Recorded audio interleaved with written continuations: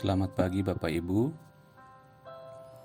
Semoga Ibu Bapak Saudara tetap sehat di hari baru, hari karunia Tuhan. Seperti biasa, dari Bukit Sion Makale kami akan menyampaikan firman Tuhan di hari ini, hari Rabu 27 Juli 2022. Bacaan di Gereja Toraja hari ini Matius pasal 5 ayat 43 sampai 48. Sebelum membaca firman Tuhan, saya mengajak kita berdoa. Tuhan, Engkau sungguh baik bagi kami, mengasihi kami, memelihara kami, mencukupi kebutuhan-kebutuhan kami, baik kebutuhan sementara maupun kebutuhan selama-lamanya di dalam sorga bersama Bapa. Terima kasih ya Tuhan untuk segala berkat-Mu bagi kami. Kami akan membaca firman Tuhan, kami mohon Roh Kudus menolong dimanapun kami berada. Melalui media manapun kami mendengarkan firman Tuhan, kiranya kami diajar, kami dibimbing, kami mengerti firman Tuhan, tergerak untuk menerapkan, melakukan dalam hidup, supaya sesama kami memuliakan Tuhan. Di dalam nama Tuhan Yesus kami berdoa dan kami senantiasa mengaku dosa-dosa kami. Amin. Matius pasal 5 ayat 43 sampai 48. Kamu telah mendengar firman, kasihilah sesamamu manusia dan bencilah musuhmu. Tetapi aku berkata kepadamu, kasihilah musuhmu dan berdoalah bagi mereka yang menganiaya kamu. Karena dengan demikianlah kamu menjadi anak-anak Bapamu yang di sorga, yang menerbitkan matahari bagi orang yang jahat dan orang yang baik, dan menurunkan hujan bagi orang yang benar dan orang yang tidak benar. Apabila kamu mengasihi orang yang mengasihi kamu, apakah upahmu? Bukankah pemungut cukai juga berbuat demikian? Dan apabila kamu hanya memberi salam kepada saudara-saudaramu saja, apakah lebihnya daripada perbuatan orang lain? Bukankah orang yang tidak mengenal Allah pun berbuat demikian? Karena itu haruslah kamu sempurna, sama seperti Bapamu yang di sorga adalah sempurna. Amin. Dari bacaan Matius pasal 5 ayat 43 sampai 48 ini saya beri judul renungan, mengasihi musuh. Mengasihi musuh. Mengasihi musuh mungkin amat jarang kita temukan, atau juga amat jarang kita lakukan. Orang yang membenci kita, orang yang memfitnah kita, orang yang berbuat jahat kepada kita, mungkin amat sulit untuk mengasihi mereka. Jangankan mengasihi, berdiam diri saja, bersikap netral saja pun mungkin tidak.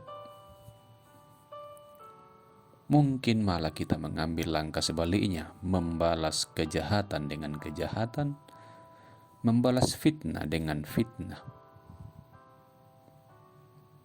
Mungkin saja itu kembali kepada diri kita masing-masing untuk kita renungkan. Tetapi Tuhan Yesus mengajarkan, menegaskan kepada murid-muridnya, termasuk murid-muridnya masa kini, supaya mengasihi musuh dan berdoa bagi mereka yang menganiaya. Mengapa Tuhan Yesus mengajarkan hal ini? Alasannya yang pertama, karena dia katakan Bapamu yang di sorga juga melakukan hal yang sama. Bapamu yang di sorga juga menerbitkan matahari dan menurunkan hujan, bukan hanya bagi orang yang baik, tapi juga bagi orang yang jahat. Tuhan baik bagi semua orang, kepada orang yang jahat sekalipun. Itu yang pertama. Yang kedua, sesungguhnya semua orang adalah musuh Allah. Mengapa menjadi musuh Allah? Karena Tuhan menciptakan mereka, Tuhan menciptakan manusia, supaya mereka menuruti perintah-Nya. Mereka menjadi gambar dan rupa Allah, memperlihatkan citra Allah yang mengasihi. Tetapi manusia berontak. Manusia jatuh ke dalam dosa. Tuhan jijik dengan dosa. Tuhan benci dengan dosa. Tapi anaknya sendiri, firman Allah yang hidup, sabda Allah yang keluar dari diri Allah itu menjadi manusia. Menjadi manusia. Dan bahkan rela menderita penderitaan yang terbesar dan terberat, menanggung murka Allah, sampai mati di kayu salib demi orang berdosa. Jadi Tuhanlah teladan. Tuhanlah yang awal mula mengasihi musuh. Kristus pun demikian.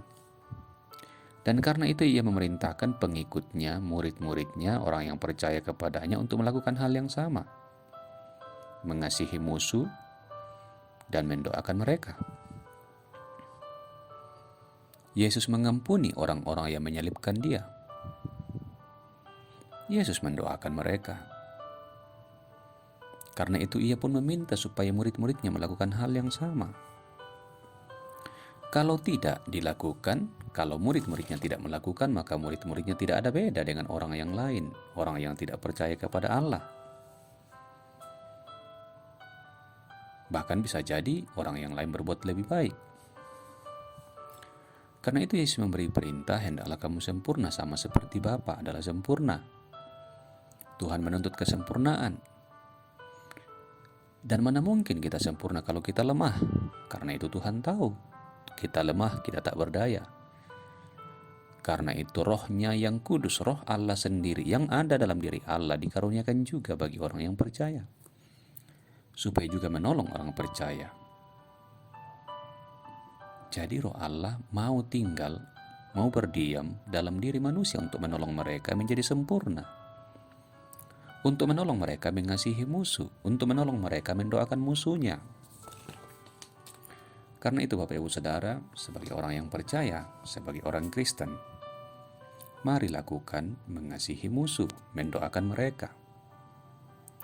Orang-orang yang membenci siapapun dia dari latar belakang suku, agama, ras, apapun. Kalau dia berbuat jahat, kasihanilah dia, ampunilah dia, doakanlah dia. Janganlah balas kejahatan dengan kejahatan.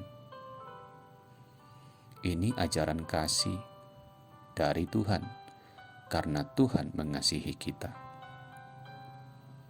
Lakukanlah dalam hidup, maka kasih Tuhan akan makin kita nikmati. Jika kita tidak melakukannya, maka Tuhan akan murka bagi kita. Terpujilah Dia. Amin. Kita berdoa. Sulit bagi kami yang lemah untuk mengasihi musuh kami. Bahkan sulit bagi kami untuk berdiam diri jika orang berbuat jahat bagi kami. Karena itu kami bersyukur Roh Kudus, Roh Allah sendiri dikaruniakan bagi kami. Karena itu pimpinlah kami, barui kami terus-menerus. Dari waktu ke waktu makin lebih mudah mengampuni. Dari hari ke hari, tahun ke tahun, makin lebih mudah mendoakan musuh kami, orang yang benci kami.